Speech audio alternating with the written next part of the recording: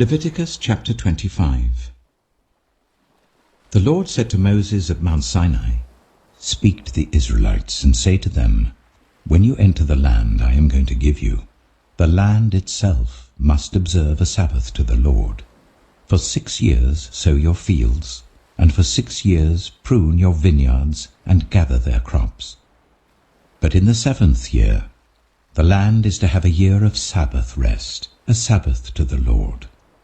Do not sow your fields or prune your vineyards. Do not reap what grows of itself, or harvest the grapes of your untended vines. The land is to have a year of rest. Whatever the land yields during the Sabbath year will be food for you, for yourself, your male and female servants, and the hired worker and the temporary resident who live among you, as well as for your livestock and the wild animals in your land. Whatever the land produces may be eaten. Count 7 Sabbath years, 7 times 7 years, so that the 7 Sabbath years amount to a period of 49 years. Then sound the trumpet everywhere on the 10th day of the 7th month. On the Day of Atonement sound the trumpet throughout your land. Consecrate the 50th year and proclaim liberty throughout the land to all its inhabitants. It shall be a jubilee for you. Each of you is to return to your family property and to your own clan. The 50th year shall be a jubilee for you. Do not sow and do not reap what grows of itself, or harvest the untended vines, for it is a jubilee and is to be holy for you. Eat only what is taken directly from the fields. In this year of jubilee, everyone is to return to their own property. If you sell land to any of your own people or buy land from them, do not take advantage of each other. You are to buy from your own people on the basis of the number of years since the Jubilee, and they are to sell to you on the basis of the number of years left for harvesting crops. When the years are many, you are to increase the price, and when the years are few, you are to decrease the price, because what is really being sold to you is the number of crops. Do not take advantage of each other, but fear your God. I am the Lord your God. Follow my decrees and be careful to obey my laws, and you will live safely in the land. Then the land will yield its fruit, and you will eat your fill and live there in safety. You may ask, what will we eat in the 7th year if we do not plant or harvest our crops? I will send you such a blessing in the 6th year that the land will yield enough for 3 years. While you plant during the 8th year, you will eat from the old crop and will continue to eat from it until the harvest of the 9th year comes in. The land must not be sold permanently, because the land is mine, and you reside in my land as foreigners and strangers. Throughout the land that you hold as a possession, you must provide for the redemption of the land. If one of your fellow Israelites becomes poor and sells some of their property, their nearest relative is to come and redeem what they have sold. If, however, there is no one to redeem it for them, but later on they prosper and acquire sufficient means to redeem it themselves, they are to determine the value for the years since they sold it and refund the balance to the one to whom they sold it. They can then go back to their own property. But if they do not acquire the means to repay, what was sold will remain in the possession of the buyer until the year of Jubilee. It will be returned in the Jubilee, and they can go back to their property. Anyone who sells a house in a walled city retains the right of redemption a full year after its sale. During that time, the seller may redeem it. If it is not redeemed before a full year has passed, the house in the walled city shall belong permanently to the buyer and the buyer's descendants. It is not to be returned in the Jubilee. But houses in villages without walls round them are to be considered as belonging to the open country. They can be redeemed, and they are to be returned in the Jubilee. The Levites always have the right to redeem their houses in the Levitical towns which they possess.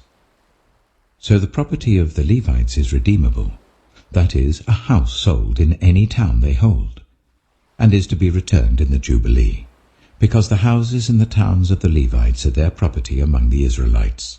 But the pasture land belonging to their towns must not be sold. It is their permanent possession. If any of your fellow Israelites become poor and are unable to support themselves among you, help them as you would a foreigner and stranger, so that they can continue to live among you. Do not take interest or any profit from them, but fear your God, so that they may continue to live among you. You must not lend them money at interest or sell them food at a profit. I am the Lord your God, who brought you out of Egypt to give you the land of Canaan, and to be your God. If any of your fellow Israelites become poor and sell themselves to you, do not make them work as slaves. They are to be treated as hired workers or temporary residents among you. They are to work for you until the year of Jubilee. Then they and their children are to be released, and they will go back to their own clans and to the property of their ancestors. Because the Israelites are my servants, whom I brought out of Egypt, they must not be sold as slaves. Do not rule over them ruthlessly, but fear your God. Your male and female slaves are to come from the nations around you. From them you may buy slaves.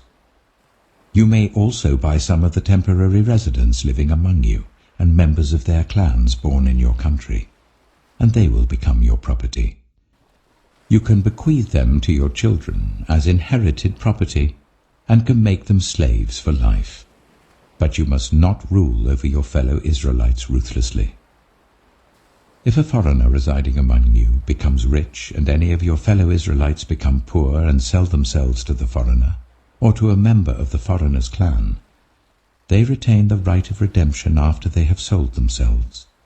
One of their relatives may redeem them, an uncle or a cousin, or any blood relative in their clan may redeem them. Or, if they prosper, they may redeem themselves. They and their buyer are to count the time from the year they sold themselves up to the year of Jubilee. The price for their release is to be based on the rate paid to a hired worker for that number of years.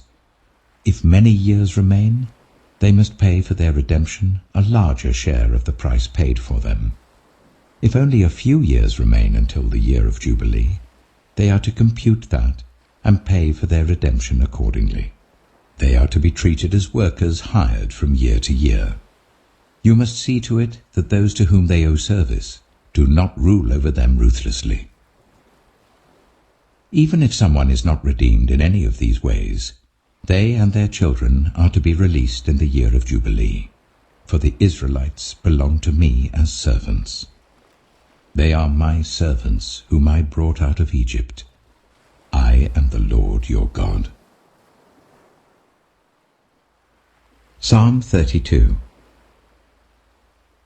Blessed is the one whose transgressions are forgiven, whose sins are covered.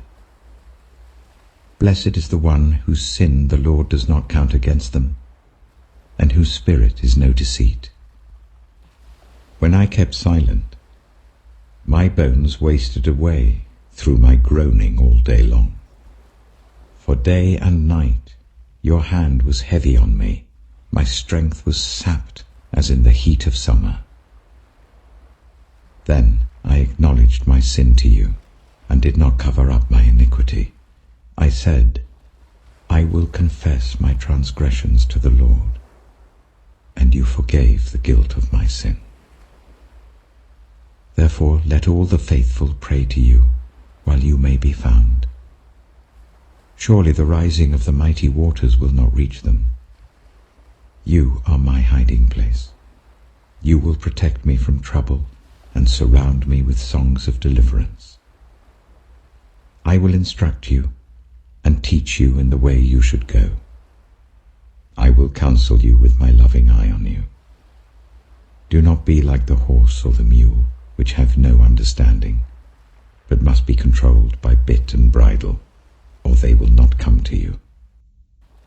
Many are the woes of the wicked, but the Lord's unfailing love surrounds the one who trusts in him. Rejoice in the Lord and be glad, you righteous. Sing, all you who are upright in heart.